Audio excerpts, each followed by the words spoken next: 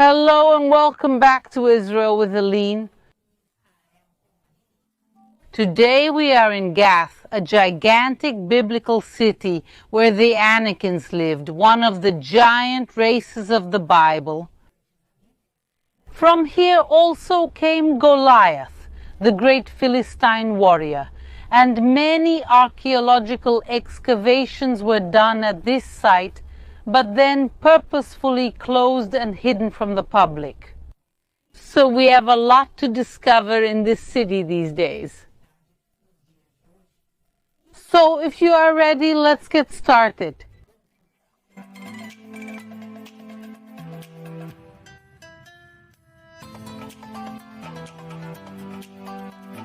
We are walking in the largest city of biblical times.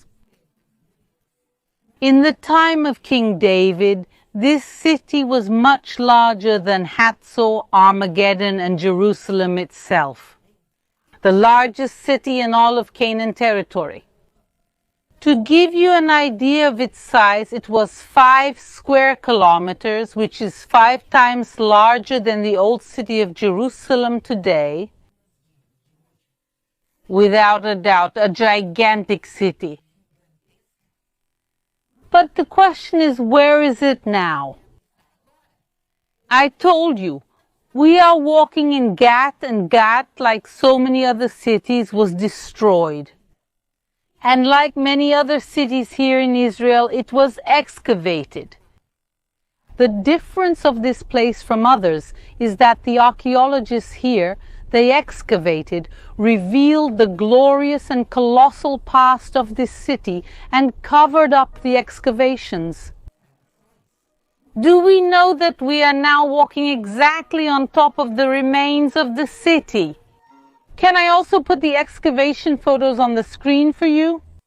The question that, to be honest, I don't have an answer to is why after everything they found, they covered up the city and so we can't see it completely with our own eyes. But come here with me.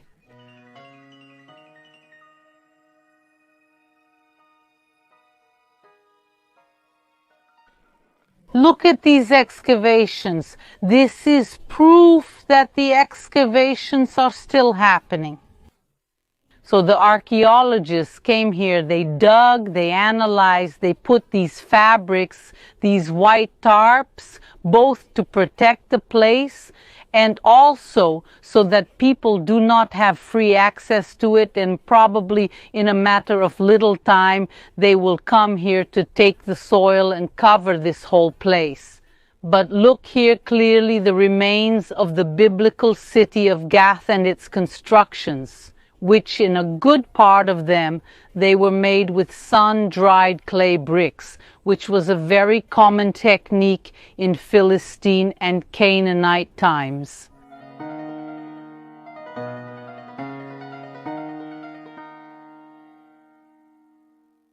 This city was founded over 5,000 years ago by the Canaanites, but it really gained its importance in the Philistine period about 3,200 years ago.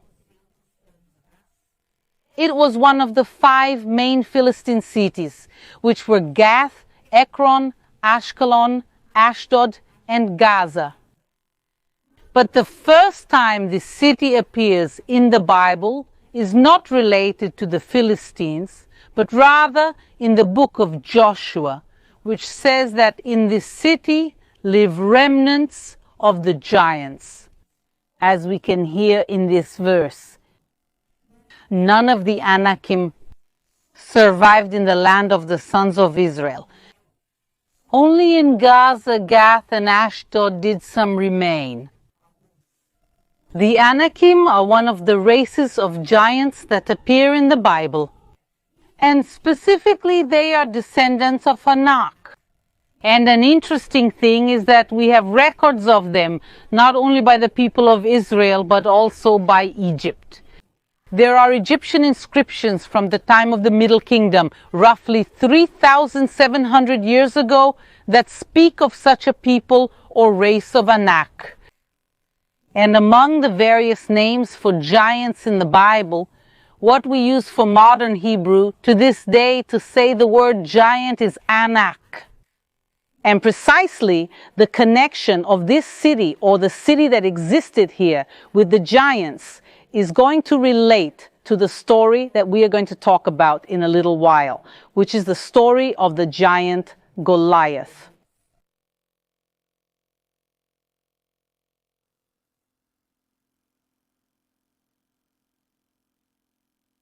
And hidden here in the valley, we find another part of the archaeological excavations, as you can see, and part of them really use gigantic stones here.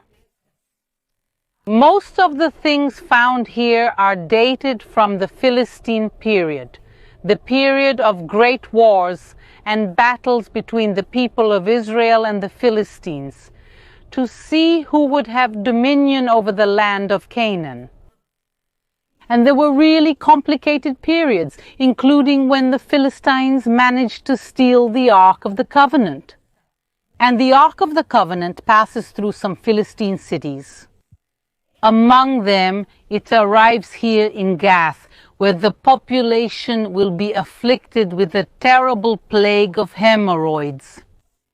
And not far from here, in the valley of Elah, one of the main battles of the people of Israel against the Philistines will take place.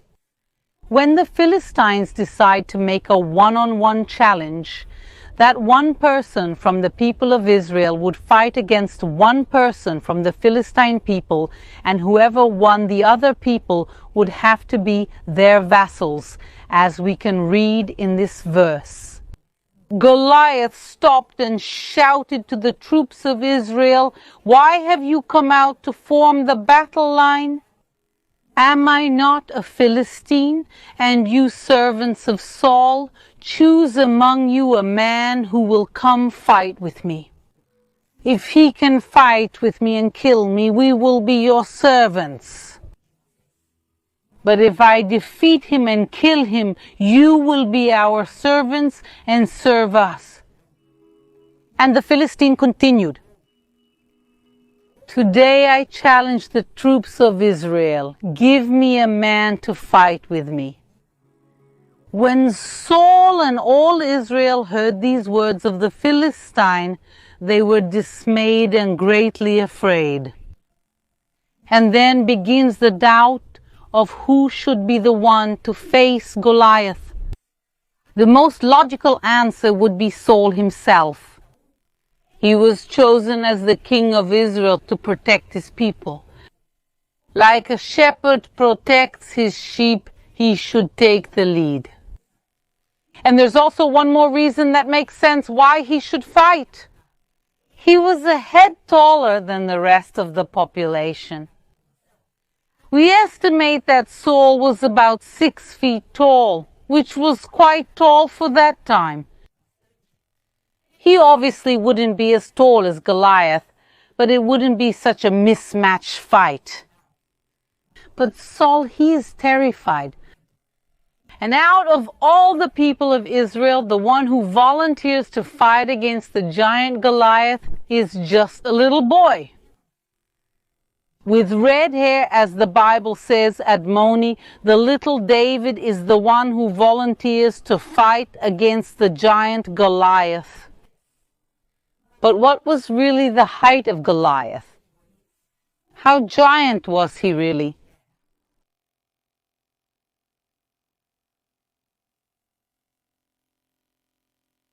One of the things we are sure about Goliath is that he lived here in the city of Gath. And right where the city ends, there is a stream.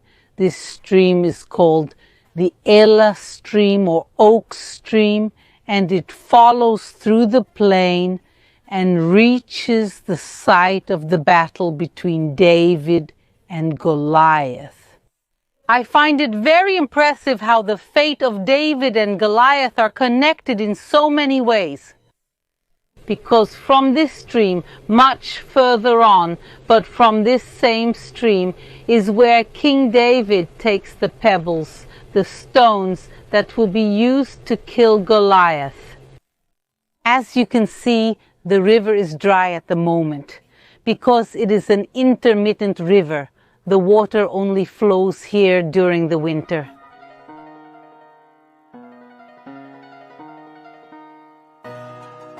And the giant Goliath was defeated with stones that came from this river. But how giant was he really? We have the Bible that tells us he was 6 cubits and a span. What is a cubit, folks? Which cubit is the measure from ancient times? Which is from the elbow to the tip of the middle finger. At that time, a cubit would be around 48 centimeters. So it is calculated in this way that Goliath was 2 meters and 97 centimeters tall. Mystery solved? Not exactly, because the oldest version we found of the Bible, which are the Dead Sea Scrolls, in it we found a version of the book of Samuel.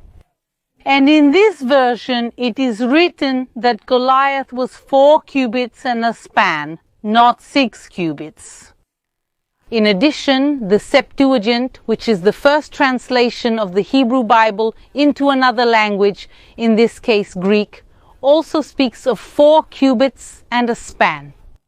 And the historian Flavius Josephus, who lived in the 1st century, also speaks of 4 cubits and a span. So we have 2 versions regarding the height of Goliath. And it's a pretty big discrepancy. We're talking about 2 meters and 97 or 2 meters and 6 centimeters. Either way, it's much taller than the average height of the time. We believe that a man from the people of Israel at that time measured around 1 meter and 60 or 1 meter and 65. So someone 2 meters and 6 tall would really stand out. And I can say I know this up close because our cameraman on the mound is 1 meter and 97 tall. And when we're traveling through Israel, we often see people looking at him. He really stands out for his height, and Goliath, according to one theory or another, would be even much taller than him.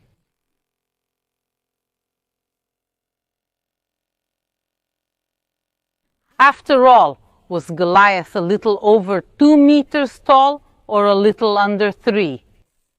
It depends if we base ourselves on the Masoretic texts or if we base ourselves on the Dead Sea Scrolls and the Septuagint. But we can take the rest of the text to understand a little better. Look at the equipment that Goliath had. He wore a bronze helmet on his head and wore a scale armor, and the weight of the armor was 5,000 shekels of bronze. And he wore bronze greaves on his feet and a bronze shield between his shoulders.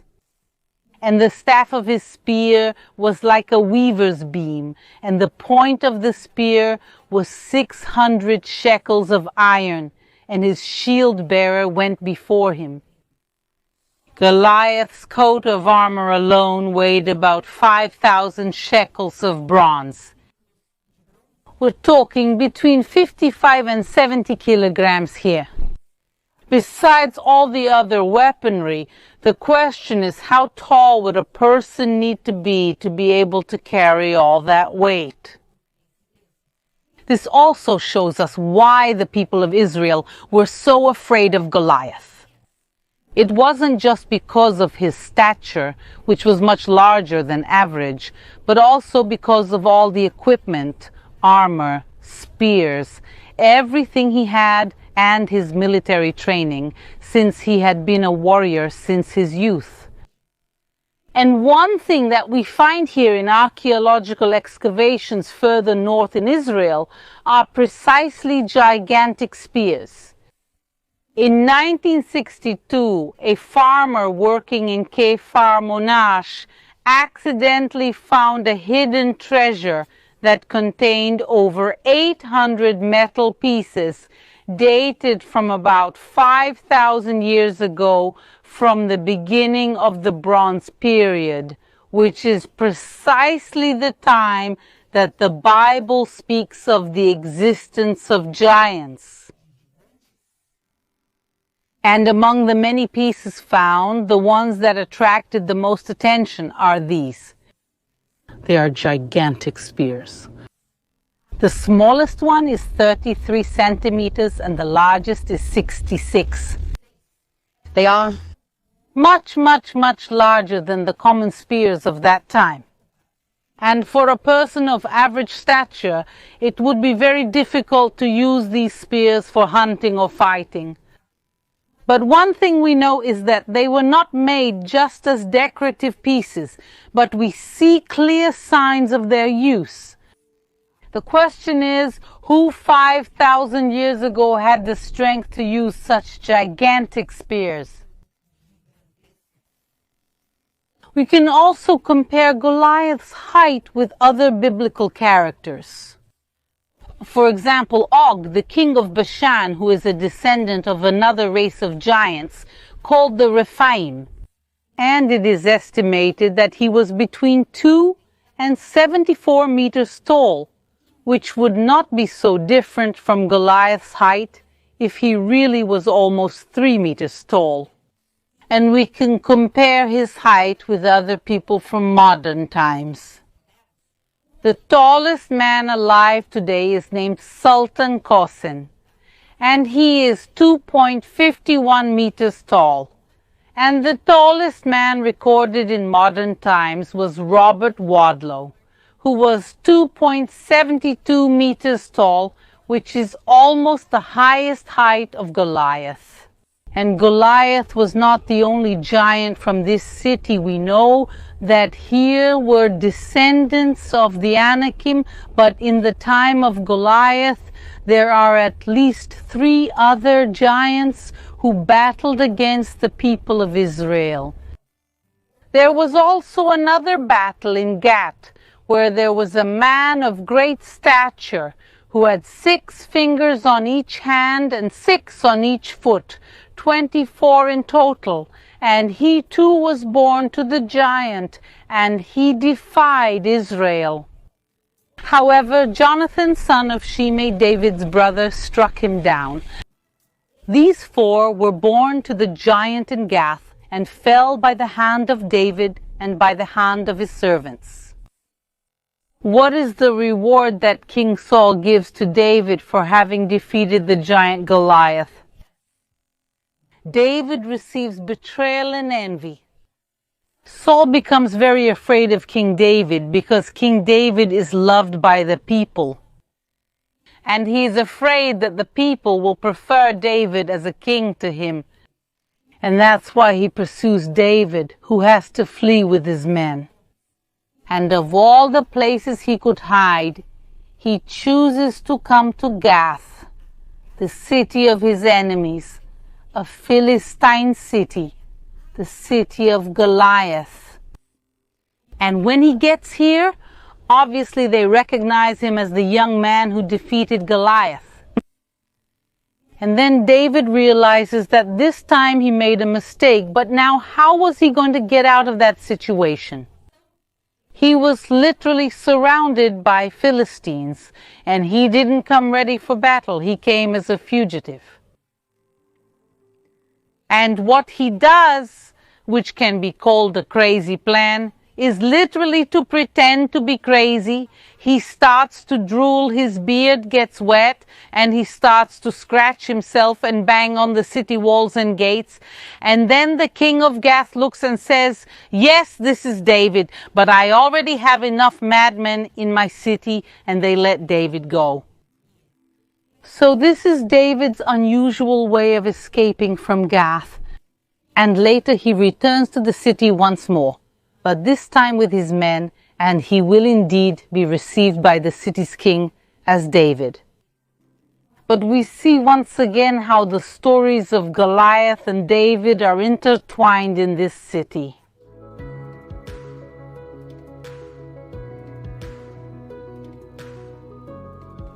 What lessons can we learn from David and Goliath in this place? We can see that Goliath was a giant between 2 and 3 meters tall, an extremely strong person with military training, the best weapons that the time had to offer. But the winner of the battle was little David, because David had God by his side and the rest really doesn't matter. And also Gath, the city of Goliath, the largest city in all the land of Canaan at that time, disappears. And we can hardly see it these days. And what little has been excavated and revealed is being covered up again. And while Jerusalem, the city of David, it continues to be the capital of Israel to this day and the largest city with around 1 million inhabitants. So we see that the physical grandeur of Gath and Goliath are nothing compared to the grandeur of the God of Israel, who was behind the little David. I hope you enjoyed getting to know Gath, the city of the giant Goliath. If you liked it, don't forget to give a like and subscribe to the channel for more videos. A kiss and see you next time.